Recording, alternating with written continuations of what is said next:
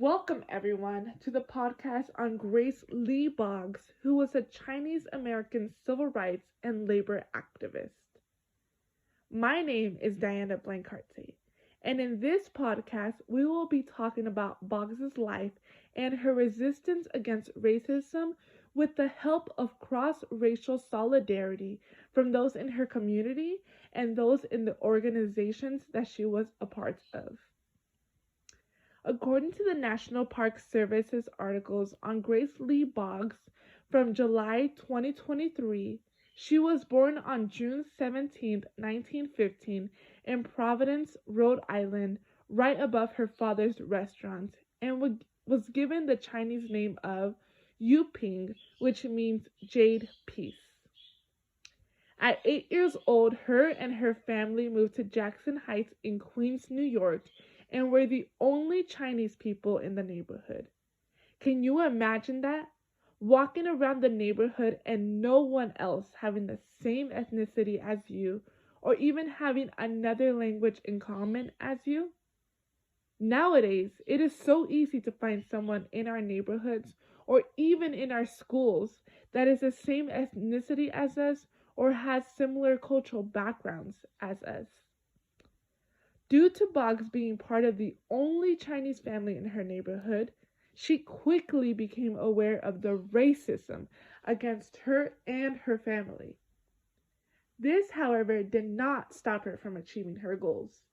At 16, Boggs was one of the 3 students who attended Barnard College in Manhattan and graduated with her bachelor's degree in philosophy. Soon after that, she earned her PhD in philosophy from Bryn Mawr College in Pennsylvania. According to Stanford Library's articles on Rise Up for Asian Americans and Pacific Islanders, racism limited her opportunities, especially when it came to finding a job and a place to live. Now there are even laws put into place stating that calling someone a racial slur is a federal crime.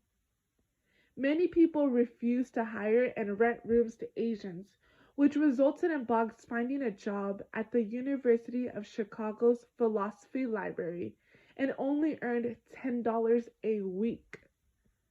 $10 a week was nowhere near enough for Boggs to afford a place to live, resulting in her living in a rat-infested basement that she found. According to the National Park Service articles on Grace Lee Boggs from July 2023, she passed an African American community with low-income families and poor living situations. She realized that they had very similar living situations as she did and wanted to fight for tenants and workers' rights. There has to be a change in what felt like a never-ending cycle and criticism that came from racism from all of those around them. She soon joined the Southside Tenants Organization, which consisted of African Americans protesting for better housing conditions. This really stands out to me because nowadays you see families of every race and colors own their own home and have at least a decent place to live or rent. You also see many people of different races and colors who are homeless, including white people, which was not common back then. It wasn't until Boggs' involvement on the March on Washington in 1941 and President Roosevelt's executive order that led to call off this march that Boggs realized the power of a strong movement in order to change the world. Boggs then moved to Detroit, Michigan, where she met her husband, James Jimmy Boggs, while working for the newspaper.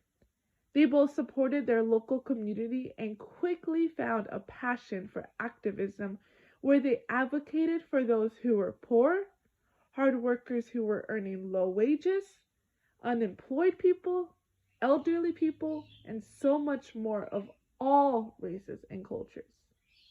Through this cross-racial solidarity, the Boggses were able to support and protest for the Black Power movements and even tried to convince Malcolm X to run for U.S. State Senate in 1964.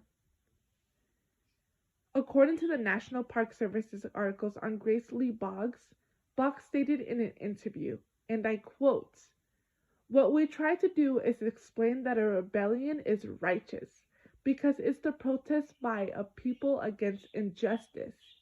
But it is not enough. You have to go beyond rebellion." And it was a turning point in my life because until that time, I had not made a distinction between a rebellion and revolution. And it forced us to begin thinking, what does revolution mean? How does it relate to evolution? End quote. Through this, Boggs became even more involved in Detroit activism, which led her to working towards solutionaries, where she worked hard to fight for and find solutions for the oppressed with everyday struggles. She worked hard to change the lives of many of the oppressed, poor, unemployed people that they too can live a life full of love, equality, and acceptance from the whole community. Through all the hard work that Boggs dedicated and gave her life, I want to empower you all to live through her legacy of changing the world from a racist and unaccepting world to a less racist and more accepting world to live in.